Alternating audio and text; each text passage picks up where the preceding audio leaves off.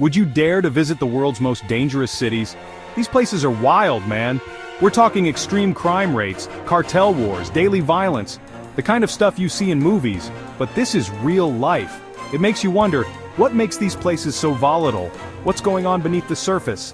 Let's explore the top 10 most dangerous cities in the world and try to understand what's really happening. First up, we have Ciudad Juarez, Mexico. This city has been a hotbed for cartel violence for years. It's a major drug trafficking route, and the cartels fight for control. At one point, it had the highest murder rate in the world. Imagine witnessing a shootout on your way to the grocery store. Femicide rates are through the roof. Women are disappearing and turning up dead at alarming rates. It's a serious problem of lawlessness and violence against women. Heavy police presence, but corruption is rampant. Cops, judges, politicians, they're all on the take. It creates a system where criminals operate with impunity. Next, we're heading over to South Africa, to a place called Nelson Mandela Bay.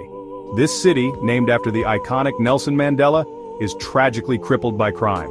You've got extreme poverty, gang violence, and a murder rate that's off the charts. Imagine this. Some neighborhoods in Nelson Mandela Bay report multiple murders every single day. That's insane. We're not talking about random acts of violence here.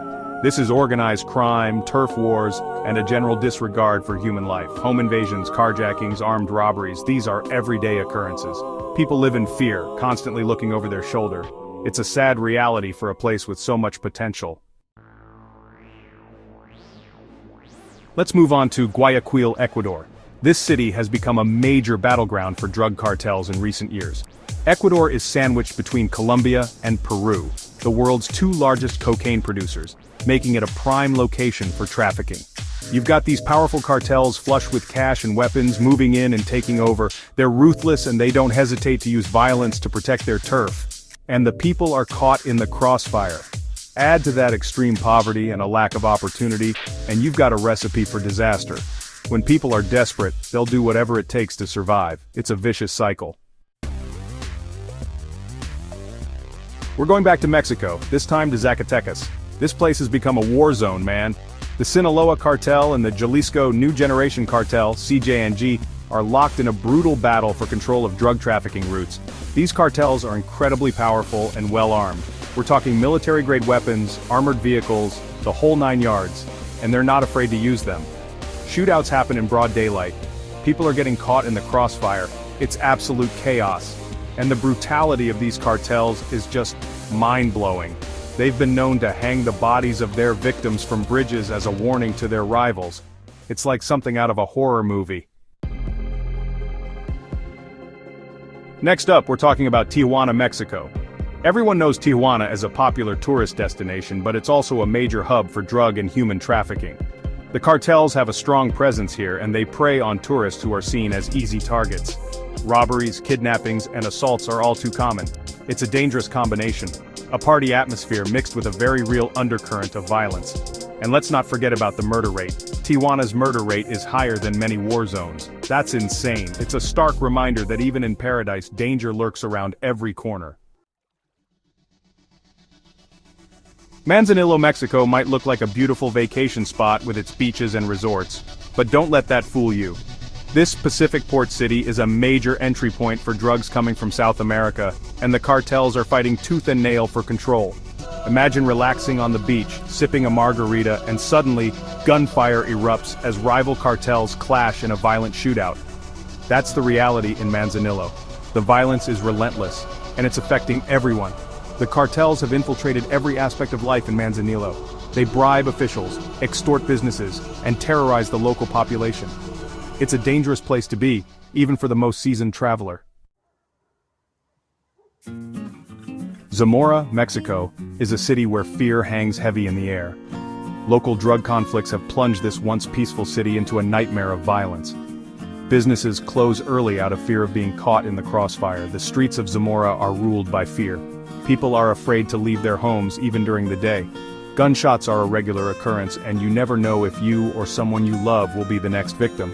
The murder rate in Zamora is one of the highest in the Americas. Death can come knocking at any moment. Violence seems almost impossible to escape.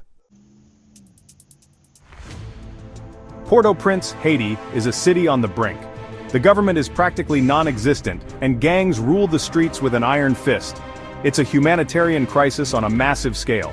Kidnappings are rampant, people are snatched from the streets, held for ransom, often tortured or killed. It's a terrifying reality for the people living there. Imagine living in a city where you could be kidnapped at any moment, where even going to the grocery store feels like a life-or-death decision. Lawlessness reigns supreme. There's a complete breakdown of order.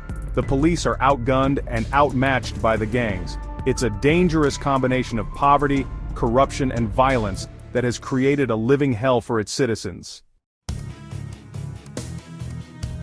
Ciudad Obregón, Mexico, is another city ravaged by drug cartel violence. The cartels operate with impunity, their influence reaching every corner of society. Corruption is rampant, and the police are often complicit in the violence. Random shootings are a regular occurrence. Imagine just going about your day and suddenly gunfire erupts as cartel members spray bullets indiscriminately. It's a constant state of fear and uncertainty. And then there are the high-profile assassinations. Journalists, politicians, anyone who dares to speak out against the cartels is a target. In 2022, Ciudad Obregón recorded more murders than some active war zones. Think about that for a second. It's a shocking statistic that highlights the severity of the situation. Finally, we arrive at Colima, Mexico, a city that holds the grim title of Mexico's murder capital. The violence here is relentless, fueled by brutal cartel rivalries. Gunfire is as common as birdsong, and violence permeates daily life. The cartels battle openly, turning Colima into a war zone. Innocent lives are cut short by senseless violence. The murder rate here surpasses some of the world's most dangerous war zones. The cartels operate with brutal force, terrorizing the population. It's a stark reminder of the devastating power of organized crime. It's heavy stuff, man. It's easy to look at these cities and see them as just dangerous places, but we have to remember that there are real people living through this every single day.